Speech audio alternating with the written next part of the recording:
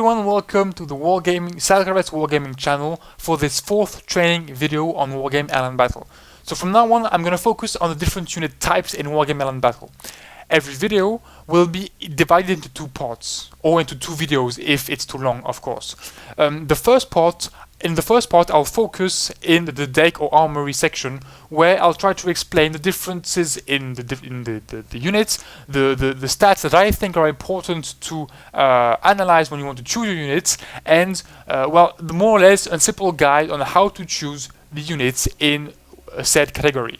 The second part of the explanation will be focused more in-game, where I'll give you the few tips I know about the units on how to play them and how to use them efficiently.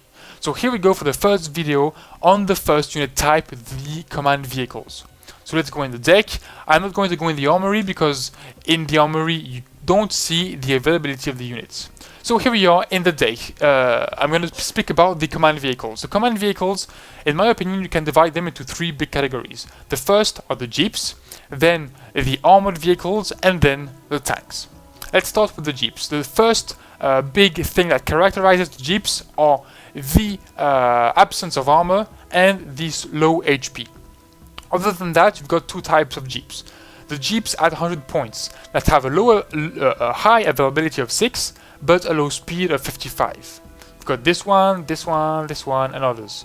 The second type of jeeps are those that cost a bit more, like 110, 105, 110, 115, but who have a higher speed, 95, 90, 110, higher speed, but also lower availability of 4. The second category of command vehicles are the armored vehicles. These units are generally between 130 and 150 points, even got 120 here. These units have a higher speed than the basic jeeps. We've got 100 kilometers per hour here, 60 over here, 90 over here, and have twice the amount of HP, 10, and has some armor on the front, side, rear, and top. The armor goes from 1 to 2. It's not huge, but it's still a lot more than the basic jeep. The third type of commander is the tank, and the tanks are, of course, well, tanks, so heavily armored compared to the vehicles, heavily weaponized, and a speed that goes from quite slow to quite fast, like with the Leopard 2 with 70 kilometers per hour. So, which are the units you want to use in your deck? Well, it depends on how you want to use your command vehicles, of course. That said, you can't use them in 1,000 different ways. You've got 2 types of ways to use your commanders, in my opinion. The first is you clean a sector with your ground troops, or helicopters, or plane, anything you want. You clean a sector, you make sure no enemy is present anymore in the sector, create a small defense, and then send in a commander.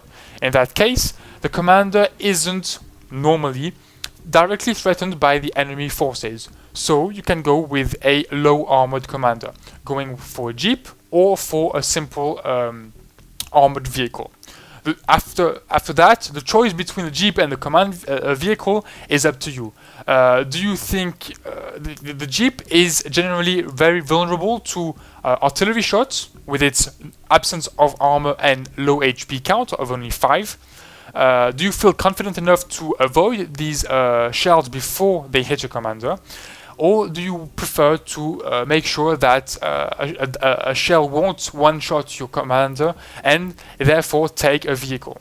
The other different thing you need to take into account is, are you afraid your command vehicle will be in contact with enemy units, generally light vehicles or infiltrated infantry? In that case, you can take a command vehicle with a decent amount of weaponry, like a Browning here for the Grizzly, or the same thing for the Evap PC. These weapons will allow the commander to push back a light helicopter, a recon infiltrated infantry squad, whereas a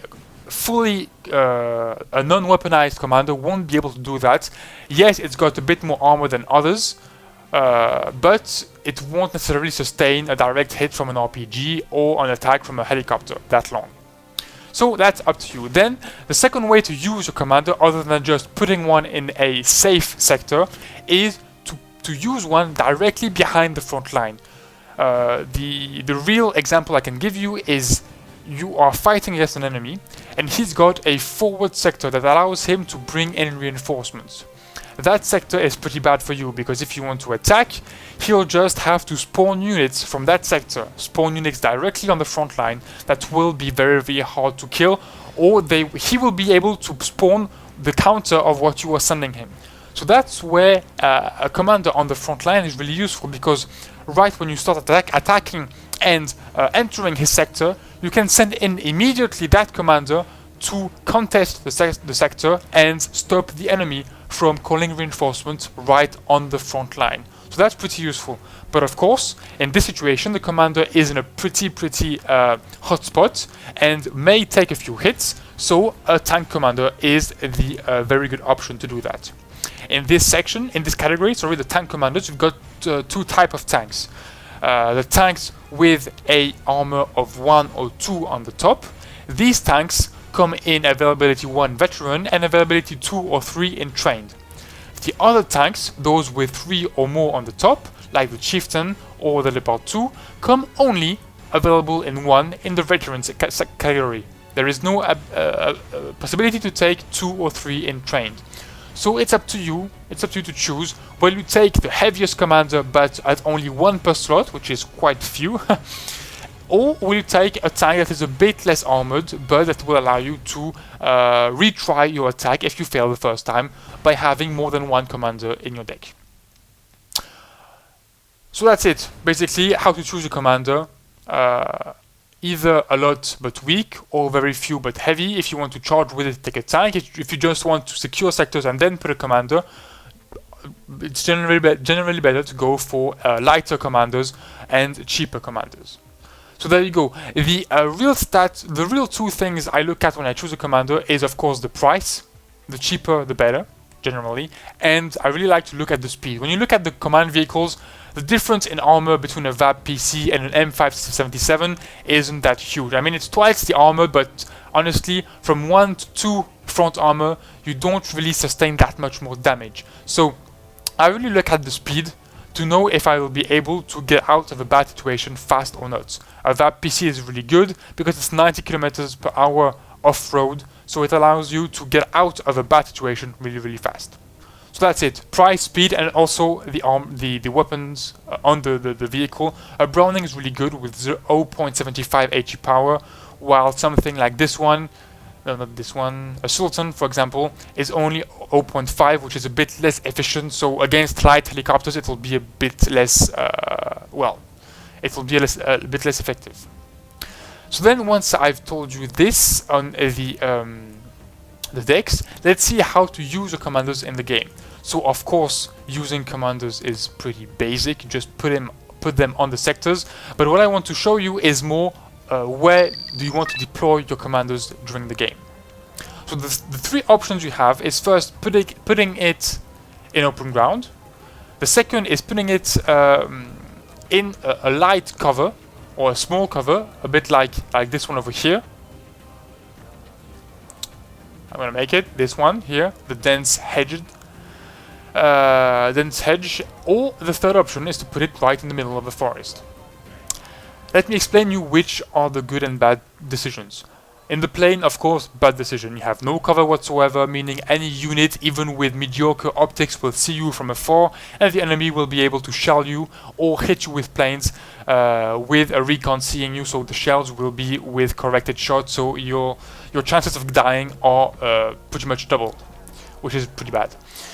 Second option, the forest, is in my opinion not really good, especially if you put it in the middle of the forest. The middle of the forest is generally a bad option for 2 reasons. First, if you're unlucky, meaning if an enemy force is coming, imagine an enemy infantry squad infiltrated over here. If it comes all the way back and comes in over here, you won't see it coming in the forest because the trees obviously block your line of sight.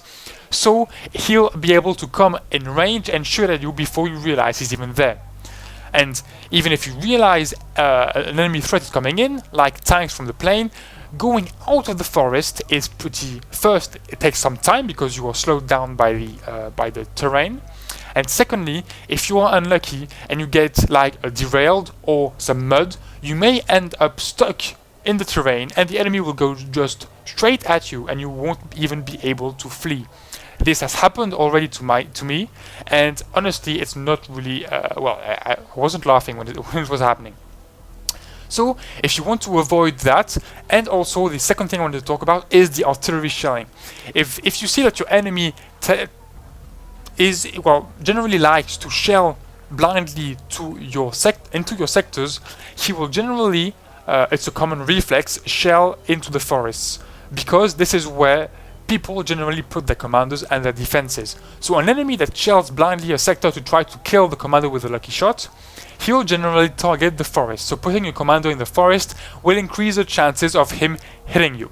So the thing I think the best is to find an area out of a forest that still gives you some cover, but will allow you to see around it to detect enemy threats faster, and also to get out of it without being stuck in the mud or derailing, or at least reducing the chance of it happening.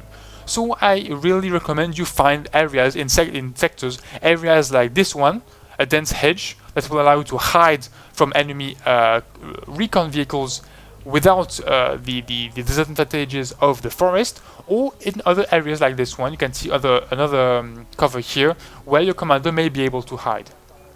The other point, of course, is please avoid putting your commanders in front. In front meaning in the area in the sector closest to the enemy. I've already seen people do that and it's really, really stupid.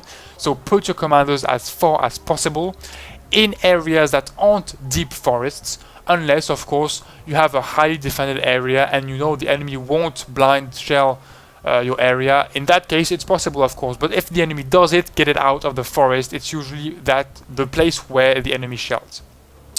If you don't find areas like this, like in hotel, there isn't necessarily much areas where you can hide your commander other than the forest. Just put it at the edge of the forest. You'll be able to see any enemy threat coming in over here, and if one is coming in over here or if he is shelling, you'll be able to get out quickly without risking too much of the criticals that can happen in terrain.